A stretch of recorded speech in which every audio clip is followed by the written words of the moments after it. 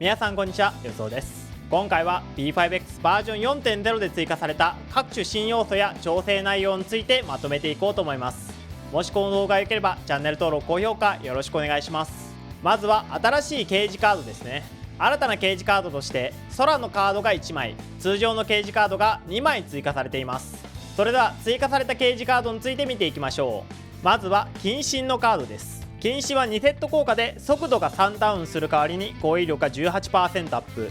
4セット効果で余ダメージが 16% アップします。空とのセット効果は決心のみで、戦闘開始速度が3、4番目だった場合は攻撃力が 24%、30% アップする効果がついています。こちらはメインアタッカー用の汎用掲示カードですね。どんなアタッカーにも装備させることができ、特に初期の掲示カードを装備しているジョーカーやクイーンはこちらに乗り換えても良いかもしれません。お次は執着の掲示カード。執着は2セット効果で攻撃力が 12% アップ、4セット効果で攻撃力が 25% アップし、テールギアを使った際に3ターン継続するバフが更新されるという効果です。テールギアという名前がある通り、ペルソナ3リロード勢用の掲示カードになってます。空とのセットはまず新たに追加された希望の掲示カードとのセット。こちらは1段スキルダメージを与えるために火炎用ダメージが 3% アップし、最大8層まで、そして8層溜まった時に追加でクリティカル率が 6% アップするという効果になってます。こちらはおそらく次のバージョンで実装される P3R リーダー結城誠用の装備ですね。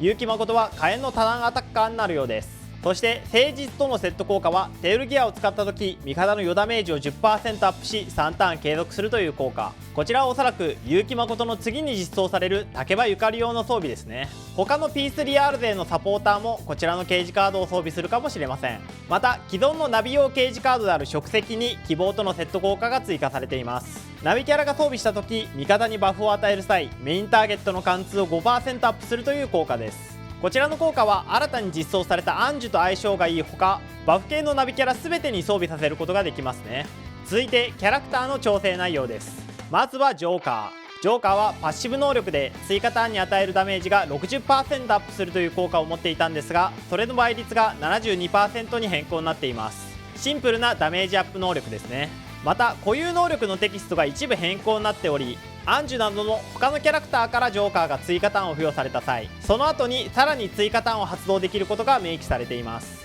シンプルに火力が上がる嬉しい調整です。そしてさらにジョーカーは新規衣装が追加されています。こちらの衣装は衣装ガチャによって手に入れることができ、ペルソナ5ロイヤルの DLC 衣装の一つと同じものになっているようです。新規のボイスやスキル演出の変更などはありませんが、こういった着せ替えを用意してくれるのは嬉しいですね。続いて水着元葉。水着元葉はスキル3の火力が 1.1 倍程度にアップ、そして貫突効果で増えるスキル1のヒット回数が2回から3回になっています。また貫突効果によるスキル3のダメージアップ倍率も 35% から 50% にアップしています。こちらもシンプルに火力が上がる調整ですね。続いて水着モコ。水着モコはスキル2を使った際、味方の中で最も HP が低い味方を回復量 60% で追加回復するという効果がついています。水着モコは無凸の段階だと回復量がいまいち足りない印象があったので、こちらは嬉しい調整ですね。無凸水着モコの使い勝手が大きく向上しています。続いてメッサ。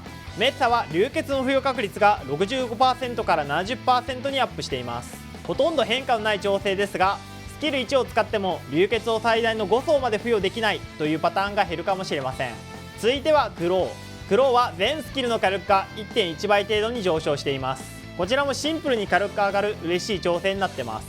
お次はハウラー。ハウラーは貫突するとスキル1とスキル2種類のデバフを同時に付与することができたんですが、その際効果量の低いデバフで効果量が高いデバフを上書きしてしまうという場面がありました。今回はそれが発生しないような調整になってます。合わせて星5武器が付与するデバフの効果時間が2ターンから3ターンに、新章によるバフの一部が攻撃力から効果命中に変更になってます。こちらはアッパー調整というよりバグの修正が中心といった感じですが、貫突ハウラーを持っている方には嬉しい調整ですね。お次はまとい。まといは貫突効果で敵が燃焼状態の場合スキル1を自動で発動するという効果がついていたんですが、本来スキル1についている敵の燃焼を消化し別のデバフに変化させるという効果が発動しないと明記されていました。今回はその明記がなくなり発動するようになっています。またハウラーと同様に新章による強化の一部が攻撃力から効果命中に変化しています。まといは元から強力なキャラクターになっているのでこちらも些細な調整です。続いて正月ウィンド。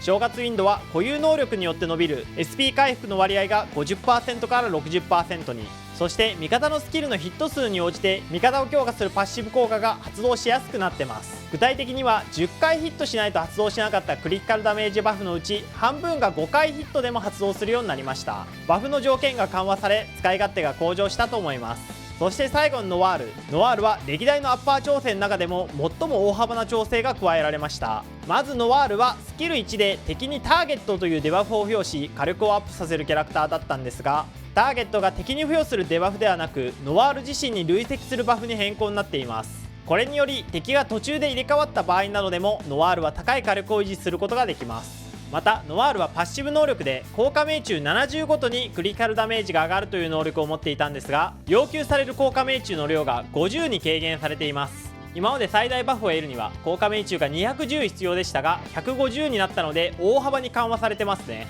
そしてスキル1とスキル3、特殊な銃撃攻撃の火力も 1.1 倍程度に上昇しました。そしてさらに星5武器で得られるバフの量が 1.5 倍程度に上昇しています。凸効果にも大きな調整が加えられ、まず1凸効果では新しい敵が出てくるたびにスキル1を自動で発動するという能力が加わりました。敵の編成パターンにもよりますがスキル1を使うターンがなくなるので3ターンに1回打っていた強力な銃撃を2ターンに1回使えるようになります。非常に強力な凸効果になりましたね。3凸効果ではターゲット3つ以上の時に発動していたバフの量が 35% から 60% にアップ。そして貫突効果では持っている改造の種類だけ強化銃撃が 50% の倍率で発動するという超強力なものになっています。無凸の段階でも使い勝手がかなり向上し、凸を進めれば進めるほど強力さが増していくキャラクターになりました。続いてはペルソナの調整です。まずはサンダルフォン。サンダルフォンは与えるシールドの量が増え、余ダメージアップの効果がサンダルフォンのシールドではなく任意のシールドを持っている場合に発動するようになりました。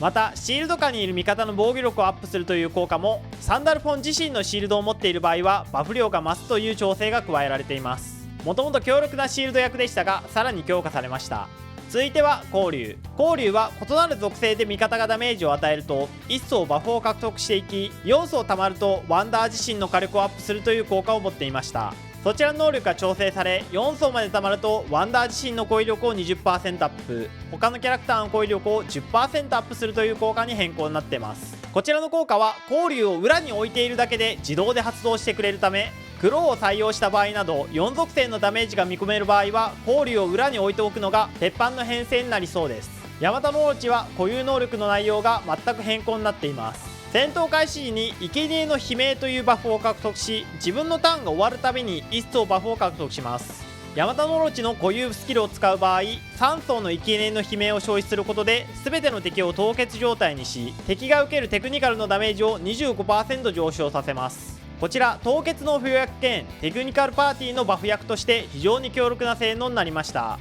春節輪のパーティーでぜひ使ってあげたいですね。お次はトール。トールは味方がスキルで電撃ダメージを与えた際雷神の威信というバフを獲得し、バフが3層溜まった状態で固有スキルを使うと味方全体の電撃属性ダメージとクリティカルダメージを上げるという効果を持っていました。今回はバフの取得条件がスキルだけではなく追撃攻撃やハイライトなどでも発動するようになっています。こちらはユイのパーティーでより強力に使うための調整ですね。その他にも雷神の威信が3つ溜まっている時に固有スキルで敵を完全状態にできるようにもなっています。お次はキングフロスト。キングフロストはシールドを付与した際に与えるバフの量がアップしています。最後にチェルノボグ。チェルノボグは敵に与える物理属性非ダメージアップの量が上昇してますね。ペルソナの調整は特に光竜とヤマタノオロチに大きな調整が入ったので、こちらの2ペルソナは今までと違う使い方ができるようになってます。ここまでご視聴いただきありがとうございました。バージョン 4.0 では今回の調整の他にもメインストーリーの更新や1周年記念イベントの開催、それに伴う大量の配布などが行われています。台湾韓国版であれば Google アカウントさえあれば始めることができるので、日本版を前に気になっているという方もぜひ始めてみてはいかがでしょうか。このチャンネルではこれからも P5X の攻略情報をどんどん発信していくので、もしこの動画が良ければチャンネル登録高評価よろしくお願いします。それではまた次回の動画配信でお会いしましょう。さようなら。